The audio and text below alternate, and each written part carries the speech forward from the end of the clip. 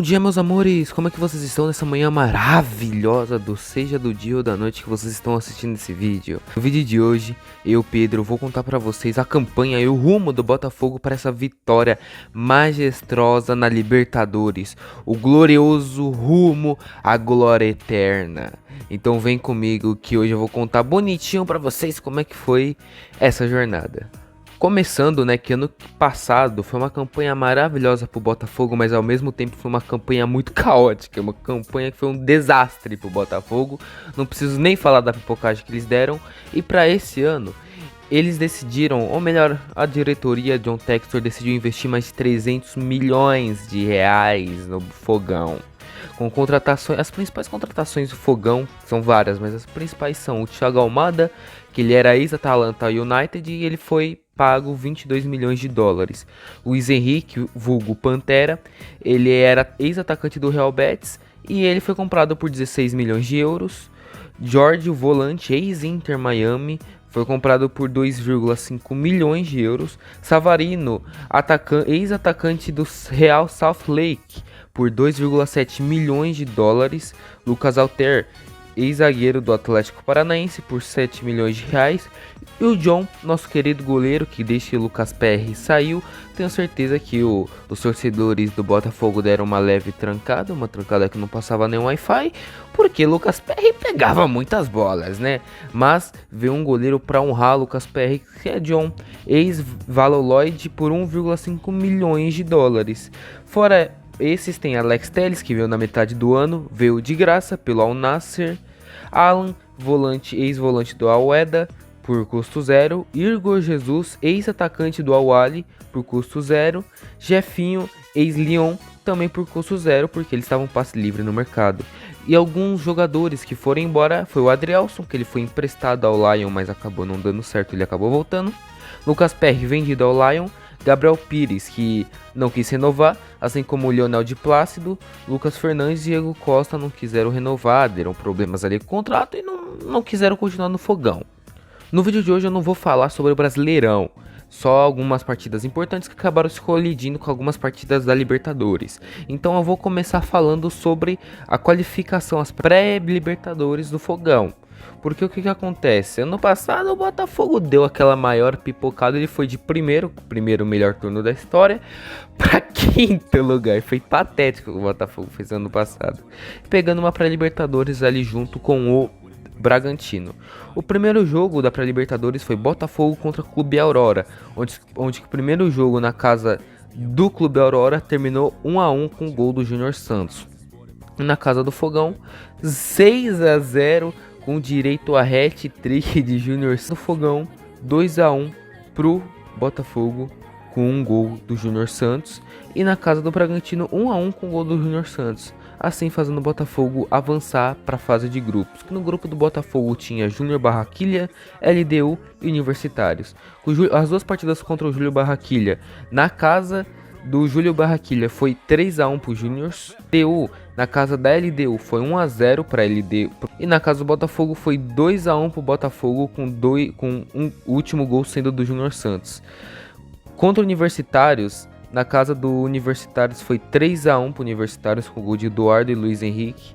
E na casa do Botafogo foi 1-0 com o gol de Chefinho, fazendo assim o Botafogo avançar em segundo lugar no seu grupo, pegando assim as oitavas de finais com o Palmeiras. Eu acho que todo mundo lembra do dia que saiu esse sorteio, que as oitavas de final ia ser Botafogo e Palmeiras, se vivendo aquela partida incrível que foi no ano passado. E logo embaixo da chave tinha São Paulo e Nacional, que todo mundo tinha certeza que o São Paulo ia passar para as quartas de finais. E as previsões já estavam Palmeiras e São Paulo numas quartas de final de Libertadores. Ia ser uma loucura esse jogo, mas acabou não acontecendo. Na casa do Botafogo foi 2-1 Botafogo com um gol de bolas na trave do Palmeiras. Acho que deu uma traumatizada na torcida palmeirense. Avançando para as quartas de finais, Botafogo e São Paulo. Botafogo pegou uma campanha muito difícil nessa Libertadores. Nas quartas de finais, na casa do Botafogo terminou 0-0 e na casa do São Paulo, aos 15 minutos, Thiago Almada abre o placar. Lucas erra um pênalti antes do intervalo e aos 87 minutos, Caleri vai lá e empata o jogo para o São Paulo acabar perdendo nos pênaltis em pleno Morumbis, fazendo assim o Botafogo avançar para a semifinal, pegando assim o Peñarol. O goleiro do Peñarol tinha chegado e tinha zoado o Botafogo, que o Botafogo não tem nenhuma liberta e o Peñarol tem 5. Pra, né, o Botafogo responder, eles fizeram a mesma quantidade de gols que o Peñarol tem de Libertadores, nada mais justo, né? Fazendo assim o jogo lá no Newton Santos, 5-0 pro Botafogo, com gols de Luiz Henrique, Igor Jesus, Savarino, o gol de todo mundo ali se consagrou na Libertadores. E voltando pra casa do Peñarol, já com o time reserva, pro Botafogo focar no Brasileirão, foi 3-1 Peñarol, mas o Botafogo deixou seu golzinho ali com o Thiago Almada.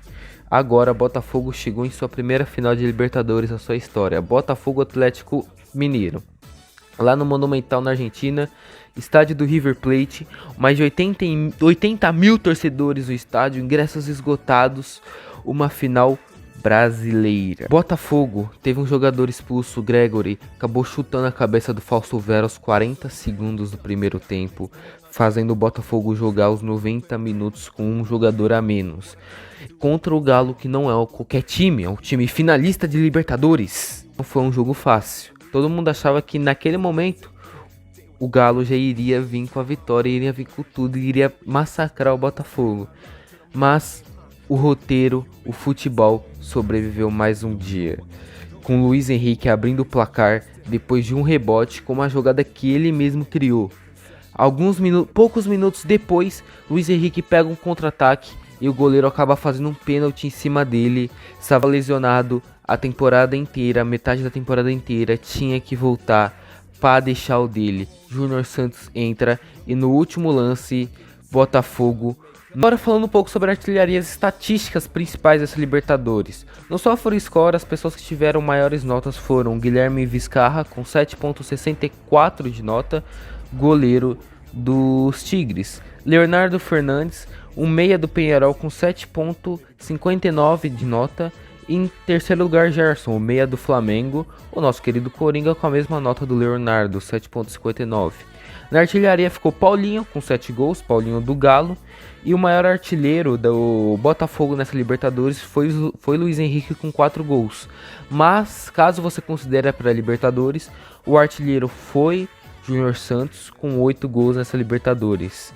Os maiores assistentes foram Leonardo Fernandes, meia do Peñarol, com 6 gols. E Hulk, em segundo lugar, o atacante do Galo, com 5 assistências. Eu achei bem interessante o Hulk. E é isso, rapaziada. Esse vídeo aqui é só um vídeo contando um pouco da história do Botafogo, que eu achei que foi muito necessário. Esse clube que tem uma puta de uma história, conseguiu pela primeira vez em sua história uma Libertadores. E chegar, né, também pela primeira vez na sua história numa final de Libertadores. O vídeo de hoje é bem simples, compartilhem os vídeos. Eu juro que eu vou melhorar a qualidade dos meus vídeos. Então fiquem com Deus, é isso, um beijo e tchau.